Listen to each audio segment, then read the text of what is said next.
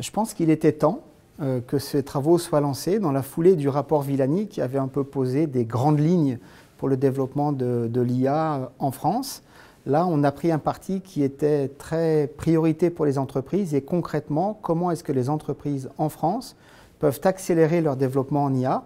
Et on pense que c'était important de le faire parce que tout le monde est aujourd'hui convaincu que savoir déployer l'IA, c'est aussi beaucoup gagner en compétitivité.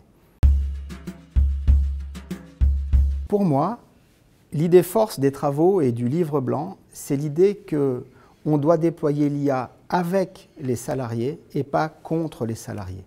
Aujourd'hui, les salariés en France sont inquiets. Un tiers d'entre eux pensent que leur métier ou leur poste auront disparu d'ici 3, 4 ou 5 ans.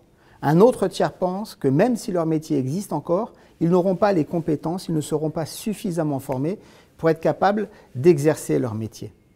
Il y a urgence de réconcilier les salariés avec l'IA. Et la voie privilégiée pour le faire, c'est la voie dite de l'hybridation. S'assurer que l'IA vienne en soutien des salariés dans leur métier quotidien, dans leurs tâches quotidiennes, dans leur prise de décision, plutôt que la voie de l'automatisation brutale. Et de garder cette hybridation entre les équipes et les algorithmes, c'est aussi s'assurer que les algorithmes ne tournent pas en boucle fermée, ne produisent pas des décisions absurdes, ne sont pas biaisés et n'aboutissent pas, comme c'est parfois le cas, à des accidents industriels. Je dirige BCG Gamma et notre métier, c'est d'aider les entreprises à déployer des solutions d'intelligence artificielle dans leur processus de travail.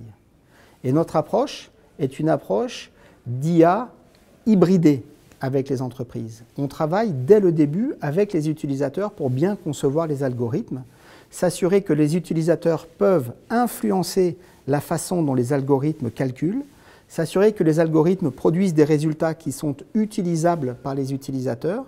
On met aussi en place des garde-fous, on s'assure que les algorithmes sont testés, on met en place des processus de contrôle de risque et on s'assure qu'on identifie les risques en amont liés à l'utilisation de tel ou tel algorithme pour s'assurer qu'on reste dans le cadre d'une éthique extrêmement rigoureuse.